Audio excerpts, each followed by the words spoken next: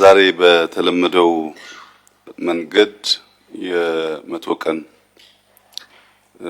ሪፖርት የምናይበት ይሆናል። ከዚህ ቀደም ከነበረው አገማገማችን በተለየ መንገድ በዘጠኝ ወር ውስጥ የነበረንን አፈጻጸም በማክሮ ኮሚቴ የታዩ የማክሮ ኢንዲኬተርም የሴክተራል ሪፎርም ውጤትም በድምሩ ይቀርባል።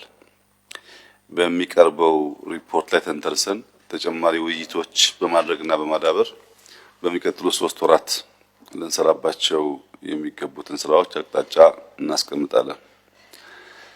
የዘጠኝ ወሩን የስራ አፈጻጸም ስንመለከት በተወሰነ ደረጃ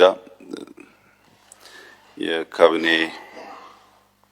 አባላት ከግምት ቢያስገቡት ብዬ የማስበው ነገር በማክሮ እንደታየው ለዚህ አመት ካቀድነው እቅድ አንፃር ውጤቱ በጣም ከፍተኛ ነው እና ካቢኔው ሪፖርቱን እንዲያይ የሚፈልገው ትጋት ስኬት ይወልዳል። በመትጋታችን በመልፋታችን በእቅዳችን ልክ ውጤት ለማየት የሚታይ የሚጨበጥ ውጤት ለማየት ችለናል። ነገር ግን ስኬት መልሶ ትጋት ይገላል። ተሳክቶልኛል ያሰብኩትን ከውኛለሁ የሚል ኃይል ይዘናጋል።